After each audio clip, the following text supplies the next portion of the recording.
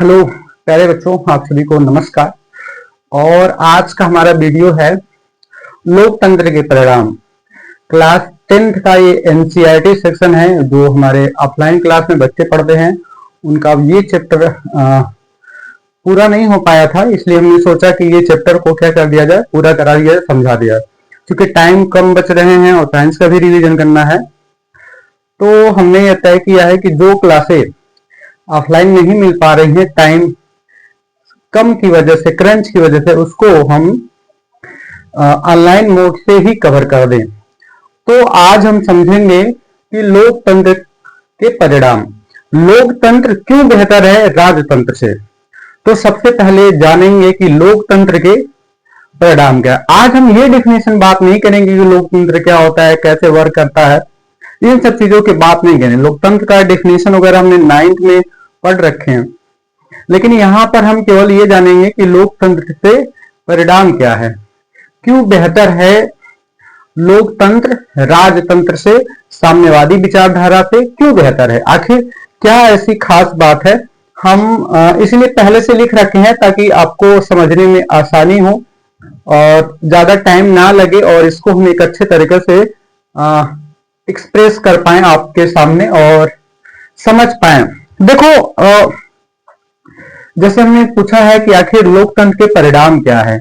आखिर भारत ने 26 जनवरी 1950 को लोकतंत्र बना, यानी जब देश आजाद हुआ तो उसके बाद हम लोगों ने लोकतांत्रिक व्यवस्था को पूर्ण ढंग से अपनाया। हालांकि उसके पहले भी लोकतंत्र था, लेकिन वहां पर बहुत कम था, कहीं कहीं था, बाकी जगह राजतंत्र ही था। हम लोग राजा के अधीन ही कार्य कर रहे थे, चाहे ब्रिटिश राजा हो चाहे यहाँ के छोटे छोटे राजा हो। तो आखिर लोकतंत्र हमने क्यों अपनाया, क्या क्वालिटी है इसके अंदर कि हमको लोकतंत्र अपनाना पड़ा।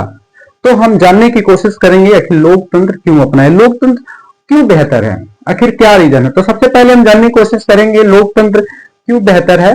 तो देखिए, नागरिकों के बीच समानता के बीच बढ़ाया, यानी लोकतंत्र का परिणाम यह है कि नागरिकों के बीच समानता को बढ़ावा देता है। पहली पॉइंट आप ये याद रखेंगे, नागरिकों के बीच समानता को बढ़ावा देता है, मतलब कि जाति, धर्म, लिंग आदि के आधार पर भेदभाव कम होता है और कानून के सामने सब बराबर होता है। देखो, इस बात पे थोड़ा सा हम इस बात को समझाने की कोशिश कर रहे हैं। इन्होंने कहा कि नागरिकों के बीच समानता को बढ़ावा मिलता है, मतलब जिस देश के अंदर डेमोक्रेसी अपनाई जाती है, यानी लोकतंत्र अपनाया जाता है, वो माना जाता है कि यहाँ पर सभी लोग समान हैं। तो भारत का कानून भी कहता है कि सभी लोग क्या हैं, समान हैं। आर्टिकल नंबर 14-15 में इसी की बात की गई है कि सभी लोग क्या हैं, समान हैं, यानी किसी भी व्यक्ति के साथ जाति, धर्म के आधार पर, नस्ल के आधार पर भेदभाव नहीं किया जाएगा, सभी के लिए समान अवसर होगा। लेकिन आप बात समझिए, हम कहते हैं सभी के लिए कानून समान है, तो ये हमेशा प्रासंगिक नहीं होता। क्यों? हम एक एग्जाम्पल के तौर पे हम समझाते हैं। अगर किसी ने कहा कि कानून समान होता है, हाँ समान होना चाहिए सभी के लिए, लेकिन बाय एग्जाम्पल अगर हम समझाने की कोशिश करें तो मान लो एक ग्लास है और एक ग्लास में दूध है और उसमें 2 बच्चे को पीना है। तो एक बच्चा 2 साल का है और एक बच्चा 10 साल का है। तो अब बताइए कि आप दूध किसे पिलाएंगे। तो हम कोशिश क्या करेंगे कि हम छोटे बच्चे को दूध पिलाएंगे, न कि बड़े बच्चे को, क्योंकि बड़ा बच्चा और भी चीजों का उपाय कर सकता है। यहां पर अगर हम ये कह दिए कि दोनों को बराबर बराबर, चूंकि संविधान कहता है बराबर होने से दोनों को बराबर दूध मिलना चाहिए, तो वहां पर नाइंसाफी हो जाएगी। इससे क्या होगा कि बच्चा जो छोटा है वो तो केवल दूध पे ही डिपेंड है और बड़ा बच्चा के पास और अपनी चूंटी है, कुछ भी कंज्यूम कर सकता है। इससे ये बराबर होता है कि देखो, इसका मतलब विधियों के समझ समानता या भेदभाव बराबर, इसका मतलब ये नहीं होता है कि सब कुछ बराबर बराबर बटेगा, सबके लिए न्याय समान होगा। अगर जो व्यक्ति दबा है, कुचला है, उनको क्या किया जाएगा, आपके बराबर करके फिर बंटवारा किया जाएगा। दूसरे केस समझते हैं, मान लीजिए कि आपका प्रधानमंत्री के साथ झगड़ा हो जाता है और प्रधानमंत्री आप पे केस करते हैं, आप प्रधानमंत्री पे केस करते हैं, हाइपोथेटिकल क्वेश्चन है। तो क्या आपकी वैल्यू प्रधानमंत्री के बराबर है नहीं। तो प्रधानमंत्री आपको घर से क्या कर सकता है, रिस्ट्रिकेट करवा सकता, घर से ही आपको क्या कर सकता है, टंगवा सकता है, घर से ही वो सारी प्रक्रिया कर सकता है जो चाहे, क्योंकि वो ज्यादा पावरफुल है। इसीलिए हमारा कानून कहता है कि विधियों के समान संरक्षण भी रहेगा। मतलब अगर प्रधानमंत्री को संरक्षित किया गया है तो आपको भी संरक्षित किया जाएगा, यानी आपको भी इतनी पावर प्रदान की जाएगी ताकि जाके आप कोर्ट लड़ सकें। तो आपको एक्स्ट्रा एडवांटेज दिया गया। इसका मतलब ये है कि हमारा कानून यह कहता है ठीक है समान हो, लेकिन आप अगर दबे हुए हैं तो आपको समान करके फिर फाइट करवाया जाएगा। यही कारण है कि अगर हम कहते हैं कि सभी के लिए कानून समान है, लेकिन फिर भी हम महिलाओं को, बच्चों को, एससी एसटी ओबीसी को छोटी छोटी बातों पर हम लोग क्या दे देते हैं, संरक्षण प्रदान करते हैं, यानी कि विधियों के समान संरक्षण। ये बात सही है कि सबके लिए कानून समान है, लेकिन जो इस तरह से बराबर नहीं, उनको बराबर लाने के लिए थोड़ा सा प्रिविलेज दिया जाता है, फिर देखा जाता है कि कानून समान है। दूसरा एक एग्जांपल ले लो, लेकर समझते। जैसे मान लीजिए एक बच्चा है, 5 साल का है, एक 10 साल का है, और एक दीवार है, और दीवार से कहते उस पार देखो। तो 5 साल का, अगर 4 फीट का दीवार है तो 10 साल का बच्चा देख लेगा, 5 साल का बच्चा नहीं देख पाएगा। तो अब हम कैसे कहते कि दोनों बराबर हैं? इसके लिए जरूरत है कि छोटे वाले बच्चे को टेबल के ऊपर बैठा कर फिर दिखाया जाए कि देखो इतनी दूरी पे है। ये हमारा न्याय कहता है, इसलिए ये हमारे डेमोक्रेसी में विशेषता है। ये कहता है कि विधियां, सबके लिए कानून समान है, लेकिन विधियों में समान संरक्षण भी है। अगर जरूरत पड़ती है तो उसको भी टेबल पर बैठा करके फिर दिखाया जाएगा कि देखो वो पेड़ कहां पर है। हम समझते हैं आप ये हमारी बात समझ लिए होंगे। हालांकि जब हम ऑफलाइन पढ़ाते हैं तो बहुत स्लो बोलते हैं। हो सकता है मेरा यहाँ चूंकि कोई बच्चा नहीं है तो स्पीड हमारी तेज हो। तो नागरिकों के बीच समानता को बढ़ाना मतलब जाति, धर्म, लिंग आदि के आधार पर भेदभाव कम होता है, कानून के सामने सब बराबर हों। तो देखो डेमोक्रेसी की खूबसूरती है, वो कहता है कोई भी व्यक्ति जाति धर्म के आधार पर भेदभाव नहीं करे, वह सबके लिए कानून समान है। और ये क्या करता है, नागरिकों बीच समानता को बढ़ाता है। तो भारत में इस समय धीरे धीरे जब हमारा देश आजाद होता तो उस समय जाति प्रथा बहुत ज्यादा विद्यमान थी। अब तो धीरे धीरे सुधर रहा है, लेकिन आजकल के जो पॉलिटिशियन हैं वो हमको उलझाते रहे। फिर अगला बात देखते हैं, व्यक्ति की गरिमा में वृद्धि होती है। व्यक्ति की गरिमा, देखो लोकतंत्र ऐसा है ना, इससे व्यक्ति की गरिमा बढ़ जाती है। आप जिस देश के नागरिक हम बताते हैं मैं इस देश का नागरिक हूं, गरिमा ऐसे ही बढ़ जाती है जैसे हर व्यक्ति को सम्मान मिलता है। यहाँ पर अगर आप डेमोक्रेसी में रहते हैं तो सबकी बराबर इज्जत है, ठीक है। दूसरी बात है उसकी बात सुनी जाती है। यहाँ पर आप चाहे पक्ष को हो विपक्ष को हो, किसी जाति धर्म की बात हो, आपको इस समाज, इस सोसाइटी, इस सरकार, इस न्यायपालिका के समक्ष अपनी बात कहने का अधिकार होता है। यही बात राजतंत्र में नहीं होता। राजतंत्र में हर बात राजा तक नहीं पहुंच पाती। अब राजा की आलोचना नहीं कर सकते, लेकिन यहाँ पर राजा की आलोचना भी कर सकते हैं। आपको बात रखने का अधिकार, यानी पंक्ति में जो सबसे पीछे खड़ा होता है उसको भी अपनी बात ही कहने का अधिकार होता है। ये हमारे डेमोक्रेसी की खूबसूरती है।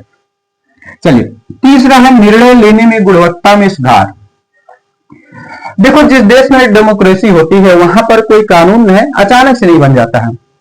इस कानून को बनाने के लिए वहां पर क्या हो जाता है, बहस किया जाता है, विचार किया जाता है, विमर्श किया जाता है। इसीलिए निर्णय लेने में गुणवत्ता में क्या होती है, सुधार होती है। जाहिर सी बात है यहाँ की निर्णय लेने की गुणवत्ता में सुधार होती है, बहस किया जाता है। जैसे मान लो भारत है, यहाँ पर डेमोक्रेसी है और डेमोक्रेसी के आधार पर यहाँ पर हम लोग बहस करते। जैसे भारत सरकार में अगर भारत हो, जैसे भारत एक दुनिया का सबसे बड़ा लोकतंत्र है, तो यहाँ पर कोई भी एक्ट होता है तो पहले प्रपोजल होता है, फिर संसद में जाता है, पार्लियामेंट में जाता है, वहां पर बहस और विचार किया जाता है। अगर बहस किया जाता है, विचार किया जाता है, फिर वो लोकसभा राज्यसभा में जब बहस हो जाता है तब मेजोरिटी के हिसाब से उस पर डिसीजन लिया जाता है और डिसीजन के बाद वो कानून बनता है। फिर भी वो एक बार राष्ट्रपति के पास जाता है देखने के लिए, फिर राष्ट्रपति पास करते हैं, तब वो कानून बनता है। अगर फिर भी सहमत नहीं है, तो लोग अगर उस कानून से सहमत नहीं है, तो न्यायपालिका का रुख कर सकते हैं। न्यायपालिका उस कानून की प्रासंगिकता पर विचार कर सकता है। तो हमारे वहां निर्णय लेने की गुणवत्ता में सुधार होता है, क्योंकि देखिए कोई भी कानून बनता है, जब तक बहस और विचार नहीं करेंगे तब तक अच्छा कानून नहीं बनेगा। तो ये खूबसूरती है। हालांकि टाइम ज्यादा लगता है हमारे वहां कानून बनने में, लेकिन फिर भी बहस करने से एक अच्छा कानून बन जाता है, सबकी विचारधारा शामिल हो जाती है। तो इसीलिए कहा जाता है निर्णय लेने की गुणवत्ता में सुधार करता है ये हमारी लोकतंत्र। चलिए अगली पॉइंट देखते हैं, संघर्षों का शांतिपूर्ण समाधान। देखो संघर्ष का शांतिपूर्ण, देखो लोकतंत्र में अगर लोगों के बीच तनाव होता है, संघर्ष होता है, लोग आपस में लड़ते हैं, तो उसके लिए क्या होता है, बहस किया जाता है, विचार विमर्श होता है, ठीक है, यानी कि बहस किया जाता है, संवाद किया जाता है, विवाद सुलझाए जाते हैं। यानी हिंसा की बजाय अगर हमारे वहां कोई ऐसी चीजें हो जाए कि संघर्ष हो रहे हैं, तो आपस में बहस करके, संवाद करके, बातचीत से विवाद सुलझाया जाता है। ये डेमोक्रेसी की खूबसूरती है। अगर कोई, आपने देखा कोई भी मुद्दा आता है तो लोग बहस करने शुरू कर देते हैं। तो यही डेमोक्रेसी है कि जब तक बहस नहीं होगा तब तक पता नहीं चलेगा इसके नेगेटिव पॉइंट क्या है और पॉजिटिव पॉइंट क्या है। इससे क्या होता है, विचार, इसके हिंसा की बजाय चुनाव होता है। जैसे मान लो ये हमारे लिए काम अच्छा है या नहीं है, तो भारत में क्या होता है, चुनाव करवा लिया जाता है छोटे लेवल पे कि ये बात ठीक रहे या नहीं, यानी संसद में बहस हो जाती है और छोटे छोटे लेवल पे चुनाव हो जाते हैं। तो ये हमको लगता है कि बेहतर आइडिया है कि जब कोई संघर्ष होता है तो उसके वोटिंग करके के उसको सुलझा लिया जाता है, वाद विवाद करके के, बहस करके। इन सब बातों को सुलझाने की ताकत डेमोक्रेसी में ही रहती है। चलिए अगला है जवाबदेही और पारदर्शिता।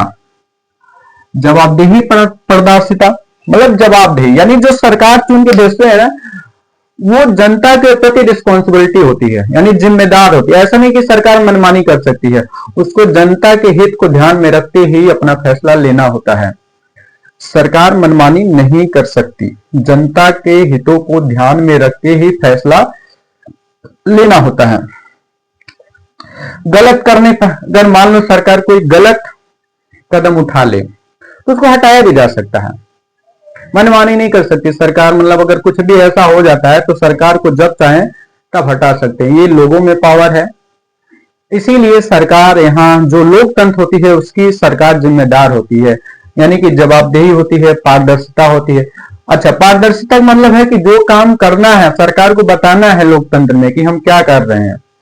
राजतंत्र में बताना जरूरी नहीं होता हम क्या कर रहे हैं, लेकिन लोकतंत्र में बताना जरूरी होता है। हालांकि कुछ मसले नहीं बताए जाते, जो सुरक्षा से जुड़े हुए मामले होते हैं वो लोगों के बीच उजागर नहीं किए जाते, लेकिन बाकी सब मामले लोगों को बताया जाता है क्या हो रहा है।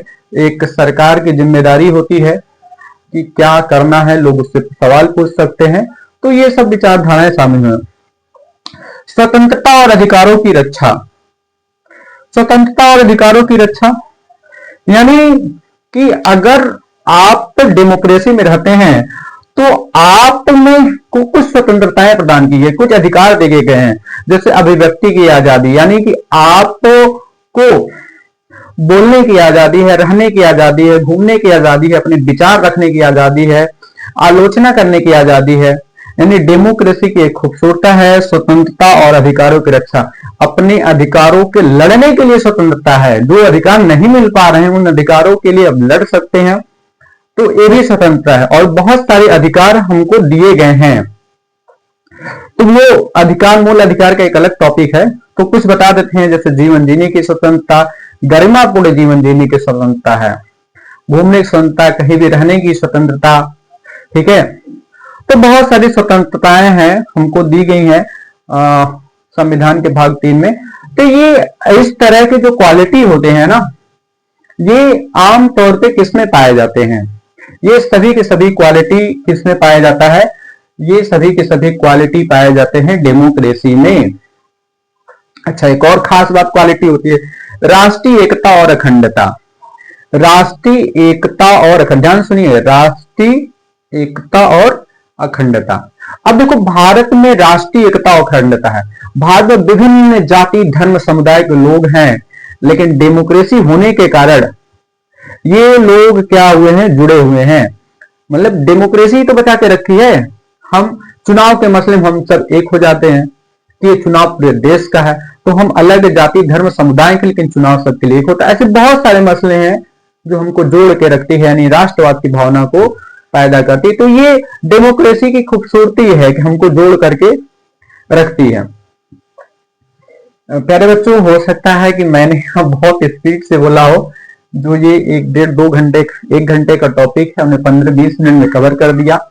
क्योंकि बच्चे नहीं रहते तो मेरी आदत नहीं है धीरे धीरे बोलने की, समझाने की। बच्चे रहते हैं तो इसी टॉपिक को एक एक को, चूंकि आप क्वेश्चन भी हमसे पूछते हैं तो इन्वॉल्व रहते हैं, तो वहां पर इसी क्वेश्चन को 1.5 घंटा 2 घंटे अच्छे और बेहतर तरीके से समझ पाते हैं। लेकिन चूंकि यहाँ पर कोई है नहीं, तो हम ही जो बता रहे हैं सुपर फास्ट बता रहे हैं, तो हो सकता है कि स्पीड फास्ट हो। तो आप जब देखिएगा ऐसे तो थोड़ा सा म्यूट कर लीजिएगा। तो ध्यान रखना, ये चीजें हैं, आप एक बार स्क्रीनशॉट मान लीजिए और एक बेहतर ढंग से समझ पाएंगे कि लोकतंत्र के क्या परिणाम है। लोकतंत्र के ये सब परिणाम हैं, नागरिकों के बीच समानता को बढ़ावा मिलता है, व्यक्ति की गरिमा में वृद्धि होती है, निर्णय लेने की गुणवत्ता में सुधार होता है, संघर्षों के बीच शांतिपूर्ण समाधान होता है, जवाबदेही और पारदर्शी सरकार होती है, स्वतंत्रता और अधिकारों की रक्षा होती है। अब हम अगले वीडियो में देखेंगे कि आखिर जो देश लोकतंत्र नहीं है वहां क्या है। देखो, जो देश लोकतंत्र नहीं है वो भी बेहतर काम कर रहे हैं, ऐसा नहीं है कि लोकतंत्र ही बेहतर है। डेफिनेटली लोकतंत्र राजतंत्र से तो बेहतर है। जैसे देखो, लोकतंत्र में कोई फैसला लेने के लिए टाइम लगता है, लेकिन राजतंत्र में फैसला जल्दी हो जाता है, तो उसका थोड़ा खामियाजा भुगतना पड़ता है। जैसे देखो, चाइना साम्यवादी है, एक ही पार्टी सिस्टम काम करता है, लेकिन हमसे तेज प्रगति किया। सऊदी अरेबिया है, तेज प्रगति किया।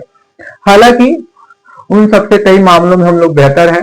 तो डेमोक्रेसी की खूबसूरती है, उसका बेस्ट एग्जांपल अमेरिका है, सुपर पावर है, डेमोक्रेसी है। हम भी डेमोक्रेसी के राह पे चल रहे हैं, तो बने रहिए और इसे नोट कर लीजिए।